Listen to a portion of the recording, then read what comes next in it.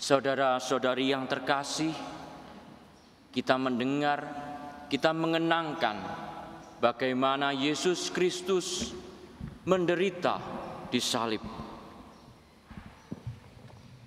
Kita sebagai manusia juga tidak lepas dari penderitaan atau kesengsaraan. Ada 3 hal setidaknya yang menurut ajaran Katolik menjelaskan mengapa manusia menderita, mengapa aku menderita. Yang pertama, kesengsaraan akibat dosa manusia, baik dirinya sendiri maupun sesamanya. Kita ingat Adam dan Hawa.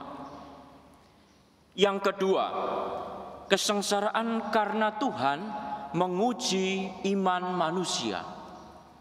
Kita ingat kisah Ayub. Yang ketiga, kesengsaraan yang harus diderita manusia demi orang lain. Kita ingat kesaksian Paulus dan Yesus sendiri. Kita semua mengalami kesengsaraan karena ketiga hal tersebut. Perbedaannya kerap kali memang sangat tipis, terutama dengan penyebab yang pertama. Orang mungkin berpikir bahwa sakit atau derita ini ujian Tuhan, padahal mungkin gaya hidupnya tidak sehat. Orang mungkin berpikir bahwa saya menderita demi orang lain, padahal sesungguhnya dalam hati sejak awal dia melakukan itu semua demi kepentingan dirinya sendiri. Saudara-saudari yang terkasih dalam Tuhan, Yesus Kristus berbeda. Yesus tidak berdosa, tetapi sekalipun tidak berdosa, dia dianggap pendosa yang harus menanggung derita. Yesus adalah kurban murni dan kudus dalam menanggung dosa-dosa umat manusia.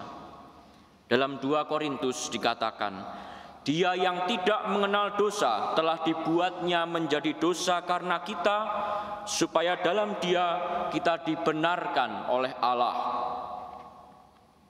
Kesengsaraan Yesus semata-mata demi cintanya pada manusia, karena Ia adalah cinta.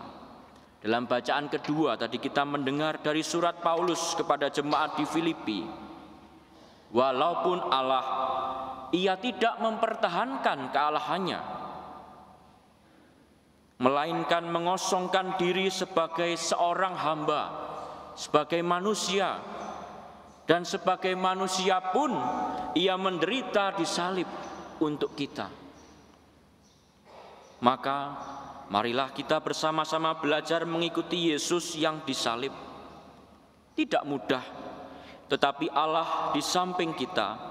Ia menganugerahkan kita semua kekuatan untuk mampu menanggung sengsara bersamanya, terutama karena kita rela menderita demi orang lain, demi mewujudkan kesejahteraan bersama, sebagaimana tema Prapaskah Keuskupan Agung Jakarta.